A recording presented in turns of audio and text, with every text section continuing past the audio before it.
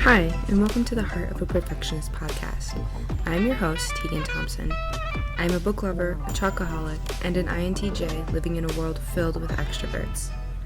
I made this podcast to share my experiences and struggles as an introverted perfectionist, and to bring the inner workings of an introvert's mind to introverts and extroverts alike. So grab a cup of tea and get comfortable. It's time to unmute.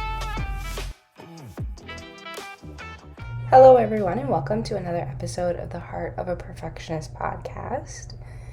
With Thanksgiving just around the corner, I really wanted to discuss the importance of practicing gratitude and some of the ways that you can implement practicing gratitude into your life. So I think it will be beneficial to talk about why we should practice gratitude. And one of the first things is that it will improve or enhance your empathy towards other people and even towards yourself. When you practice gratitude and you kind of recognize that the things you're grateful for in your life and the people you're grateful for, then you are more likely to be sensitive and empathetic towards yourself and towards other people and towards your situations, rather than have maybe an aggressive attitude or just a more negative attitude in general, and looking down on yourself and other people when things don't go exactly as planned. A second reason, and one of probably the biggest reasons that I think practicing gratitude is important, is because practicing gratitude can improve your psychological health, which is really, really important for mental health in general. It increases your well-being and your general happiness in life and can reduce symptoms of depression. It will also increase your mental strength.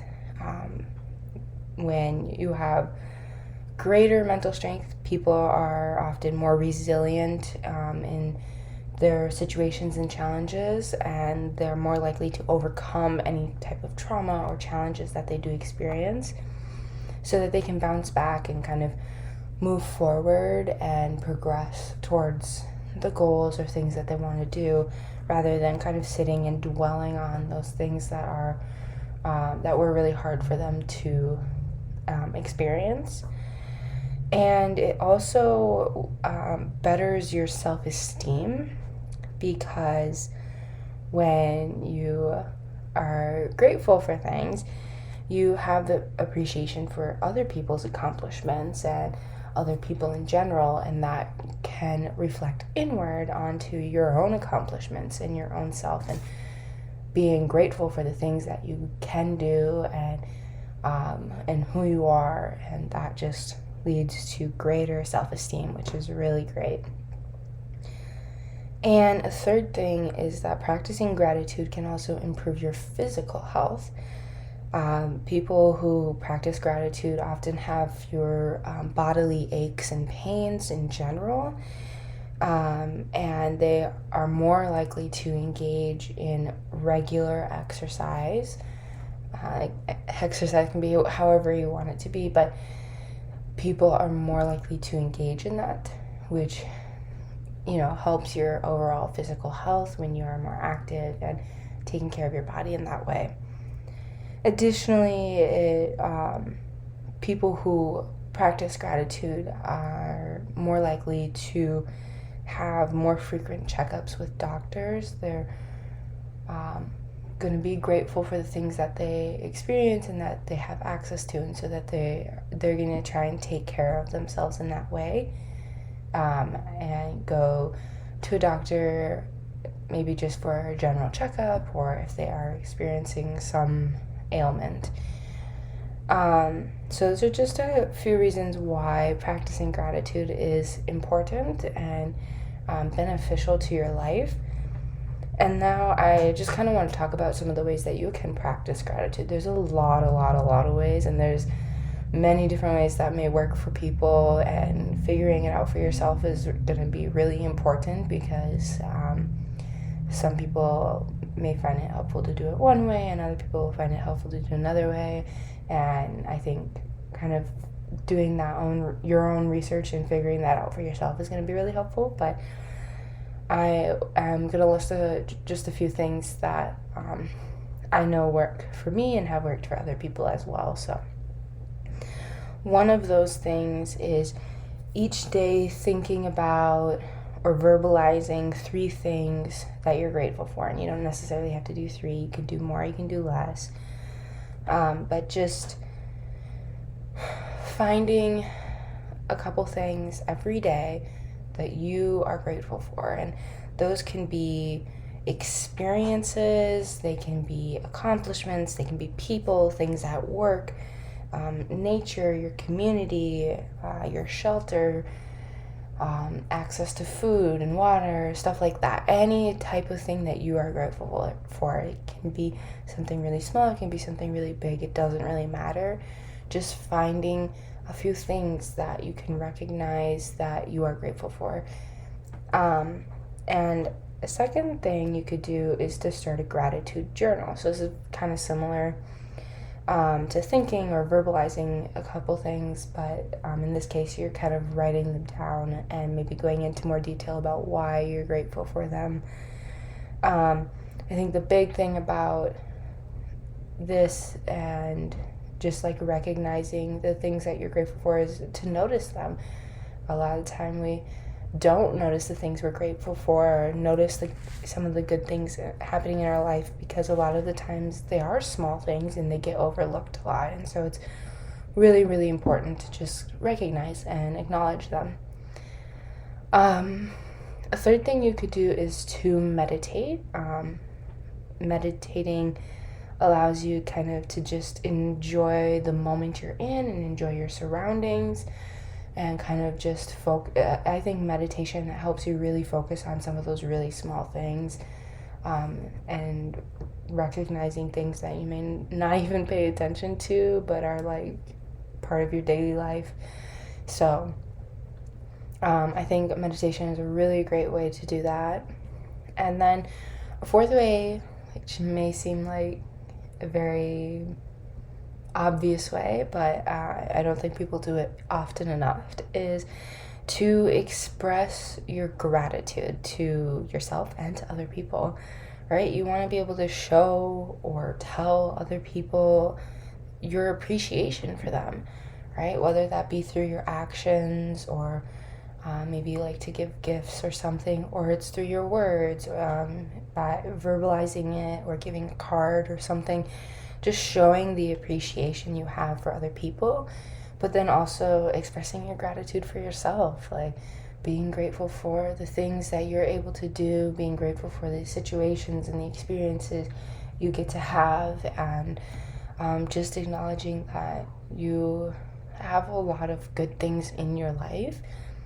And then I think expressing your gratitude, especially to other people, but even to yourself, is a way to be vulnerable. And I know it can be kind of hard for people to be open to that vulnerability, but when you express your gratitude, you kind of showing people that ooey gooey middle center part of yourself that is like, I care about you and I want to show you I care about you. So I think it's just really important to just be vulnerable and be open to that vulnerability. So I think, those are just a few ways that you can practice gratitude. And, I think it's so important. I forget about it myself sometimes, but I know, in your day-to-day life, it can become really easy to be fixated on, like, the bad things that happen in life and the little things that kind of get in your way of making your day kind of perfect, right? But, most days aren't going to be perfect. There's very rarely a day that people are going to have a perfect day. So I think it's so important to recognize and acknowledge the good things that happen, and to also dwell on those things, because if you just focus on those little bad things, they can feel like a lot. And when you don't compare it to all the good things also happening, it can feel like only bad things are happening. So just taking the time to focus on and kind of recognize the good things also happening in your life. And then also, I think it's really important to recognize that you're not alone in this. You can build a support group or a support system where you hold each other accountable for remaining grateful and practicing your gratitude. And I think it's really important to start by telling other people what you are planning to do. Because when you don't tell some people, it doesn't have to be the whole world, but if you don't tell at least one or two other people, like, you have no one else to hold you accountable for when you don't feel like doing something or when you feel like you have nothing to say, right?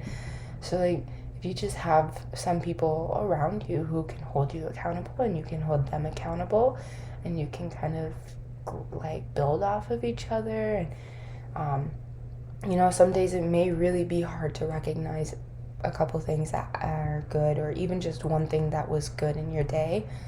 And having someone else from maybe an outside perspective who can kind of be like, well, hey, this happened today. I think that was pretty good. What do you guys think about it, right?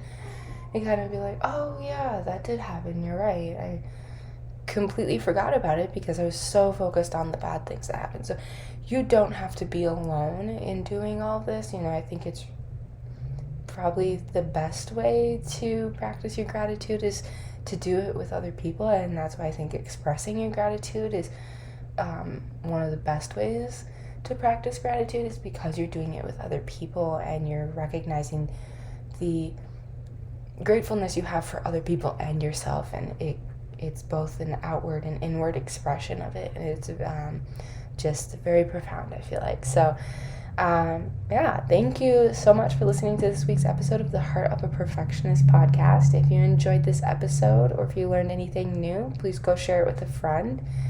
And just let you know, next week I will be taking the week off to kind of enjoy time with my family during Thanksgiving and being grateful for the people I'm surrounded by. So I hope you all have a great week, and I will see you in 2 weeks on the Heart of a Perfectionist podcast.